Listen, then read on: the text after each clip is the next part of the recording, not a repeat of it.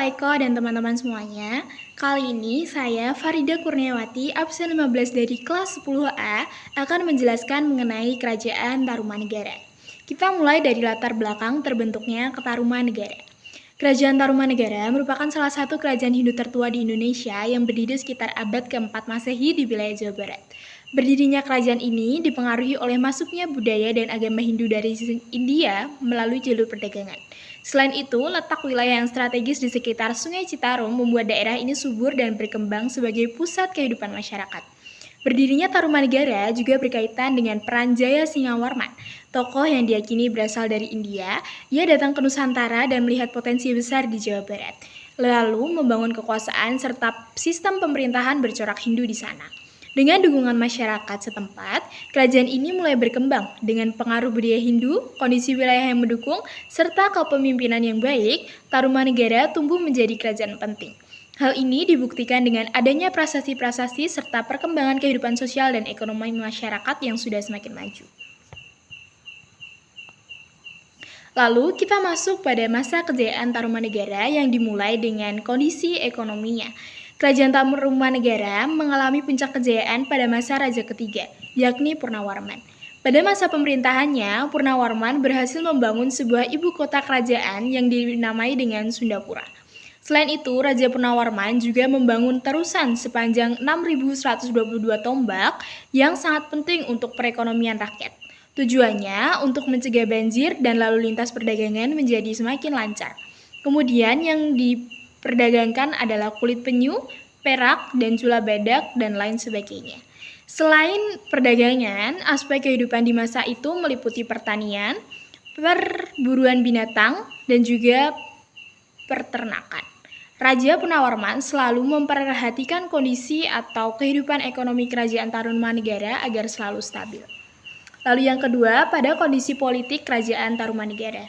Sejarah kerajaan Tarumanegara juga menyebutkan bahwa sistem yang dianut adalah monarki absolut, yaitu kepemimpinan yang dijalankan oleh raja dengan otoritas penuh untuk menjalankan pemerintahannya.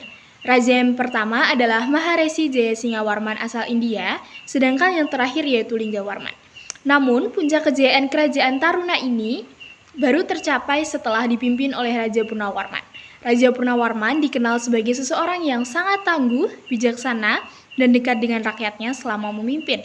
Purnawarman telah menetapkan berbagai aturan untuk semua rakyatnya. Aturan tersebut meliputi regulasi militer, hukum kerajaan, silsilah dinasti Warman, dan juga strategi perang. Lalu yang ketiga, pada aspek sosial dan budaya kerajaan Tarumanegara. Sebagai kerajaan Hindu, Tarumanegara juga menjalankan beberapa upacara adat atau kebudayaan di waktu tertentu. Seperti upacara sedekah dengan menyembelih sekitar 1.000 ekor sapi untuk diberikan kepada kaum Brahmana. Menurut sebuah prasasti, upacara sedekah ini dilakukan setelah penggalian Sungai Gomati dan Chandrabaga. Sebutan Sungai Gomati dalam kerajaan Tarumanegara terdapat pada prasasti Tugu.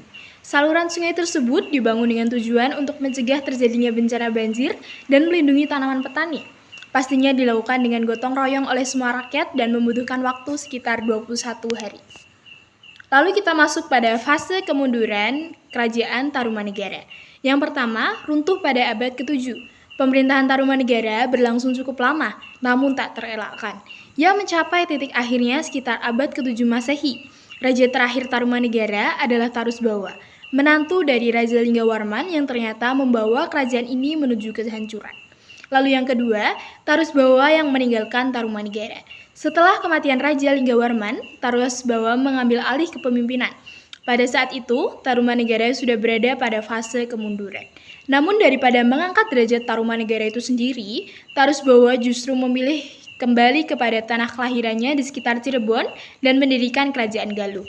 Sebuah tindakan yang sangat memberikan pukulan fatal pada keberlanjutan Tarumanegara. Yang ketiga, runtuh akibat serangan Sriwijaya. Pergantian penguasaan dan keputusan Tarusbawa untuk meninggalkan Tarumanegara menciptakan ketidakstabilan dalam pemerintahan. Kesempatan ini diambil oleh Dapunda Hyang, penguasa Sriwijaya, untuk melancarkan serangan besar-besaran pada wilayah Jawa. Lalu kita masuk pada peninggalan-peninggalan Tarumanegara. Yang pertama terdapat prasasti Tugu. Prasasti Tugu ditemukan di Desa Tugu, Cilincing, Jakarta. Isi prasasti Tugu adalah tentang penggalian sebuah saluran air gomati sepanjang 6.112 tombak atau kurang lebih 11 km. Penggalian tersebut dilakukan pada masa pemerintahan Raja Purnawarman. Penggalian dilakukan selama 21 hari dan setelah selesai diadakan keselamatan dengan memberikan 1.000 ekor sapi kepada Brahmana. Selain hal tersebut, diceritakan juga mengenai penggalian saluran air Chandrabaga. Menurut para ahli, diperkirakan alur sungai tersebut digunakan untuk mengatasi banjir. Lalu yang kedua, terdapat prasasti kebun kopi. Prasasti kebun kopi ditemukan di Kampung Muara Hilir, Kecamatan Cibung Bulang, Bogor. Prasastinya dipahatkan dalam satu baris yang diapit oleh 2 buah pahatan telapak kaki gajah. Isi prasasti kebun kopi adalah, di sini tampak sepasang telapak kaki yang seperti telapak kaki Airawata, gajah penguasa Taruma yang agung dalam dan kejayaan. Lalu yang ketiga, terdapat prasasti Ciaretin. Prasasti Ciaretin ditemukan di Cibung Bulang, Bogor dan terdiri dari 2 bagian, yaitu inskripsi A dan inskripsi B.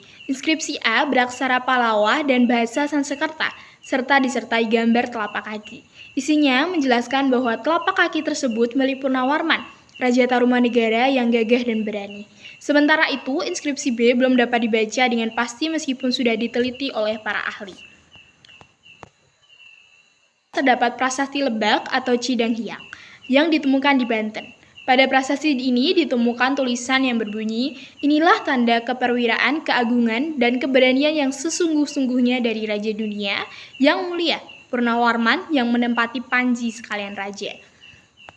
Lalu yang selanjutnya, terdapat prasasti Muara Cianten yang terletak di Muara Kali Cianten, Kampung Muara, Desa Ciaretin Hilir, Cibung Bulang, Bogor. Inskripsi A prasasti ini belum dapat dibaca dan dipahatkan dalam bentuk aksara yang menyerupai sulur-suluran. Oleh para ahli disebut dengan aksara ikal. Lalu yang selanjutnya, terdapat prasasti Jambu atau Pasir Kelongka. Prasasti Jambu terletak di sebuah bukit pasir Kelongka, Desa Parakan Muncang, Nanggung, Bogor. Inskripsi prasasti ditulis dalam 2 baris tulisan dengan aksara Palawa dan bahasa Sanskerta. Isi dari prasasti Jambu adalah, gagah, mengagumkan, dan jujur terhadap tugasnya, adalah pemimpin manusia yang tiada taranya, yang termasyhur Sri Purnawarman, yang sekali waktu memerintah di Tarumanegara, yang baju zirahnya, yang terkenal tiada dapat ditembus senjata musuh. Ini adalah sepasang telapak kakinya, yang senantiasa berhasil mengumpur musuh, hormat kepada para pangeran, tetapi merupakan duri dalam daging musuh-musuhnya. Lalu selanjutnya terdapat prasasti Pasir Awi. Inskripsi prasasti Pasir Awi terdapat di sebuah bukit yang bernama Pasir Awi di kawasan keberbukitan Desa Sukamakmur, Jonggol, Bogor. Inskripsinya tidak dapat dibaca karena inskripsi tersebut lebih berupa gambar atau piktografi daripada tulisan. Di bagian atas inskripsi terdapat sepasang telapak kaki. Lalu yang selanjutnya terdapat arca-arca peninggalan. Yang pertama terdapat arca Arjasi, yaitu arca yang termasuk arca yang tua namun tidak diketahui dengan pasti tempat penemuannya yang asli. Berdasarkan berita-berita yang sampai, arca ini diperkirakan berasal dari daerah Jakarta. Arca ini menggambarkan Raja Purnawarman yang memiliki sifat Dewa Wisnu. Lalu yang kedua, terdapat arca Wisnu Cibuaya I.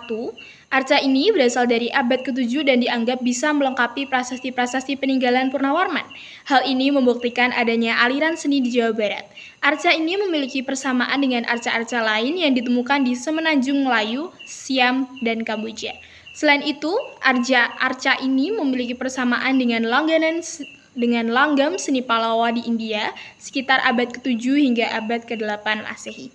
Lalu yang ketiga, terdapat arca Wisnu Cibuaya II. Arca Wisnu Cibuaya II didapatkan di Desa Cibuaya, namun tidak diketahui di mana tempat aslinya. Dari persamaan arca Wisnu Cibuaya II dengan arca dari seni Palla, diperkirakan arca ini berasal dari abad ke-7 hingga ke-8 Masehi. Lalu selanjutnya terdapat berita asing. Berita dari Tiongkok menjadi salah satu sumber yang penting tentang kerajaan Tarumanegara. Seperti catatan Musafir Fasian yang pada tahun 414 Masehi menyebutkan bahwa di wilayah Yepoti hanya sedikit masyarakat yang beragama Buddha, sementara sebagian besar menganut Hindu dan animisme. Selain itu, catatan dari dinasti Sui menyebutkan adanya utusan dari Ptolemyo atau Taruma pada tahun 528 dan 535 Masehi, serta dinasti Tang pada tahun 666 dan 669 Masehi yang juga mencatat kedatangan utusan dari wilayah tersebut. Berbagai berita ini menunjukkan bahwa sejak abad ke-5 Masehi telah ada kerajaan Tarumanegara di Jawa Barat yang memiliki hubungan dengan Tiongkok. Lalu selanjutnya ada daftar pustaka. Saya mengambil informasi-informasi tersebut dengan sumber Detik Travel, Kumparan, dan juga dengan Pijar Belajar ID dan Script. Sekian yang dapat saya sampaikan, ada salah kata dan kurangnya mohon maaf. Assalamualaikum warahmatullahi wabarakatuh.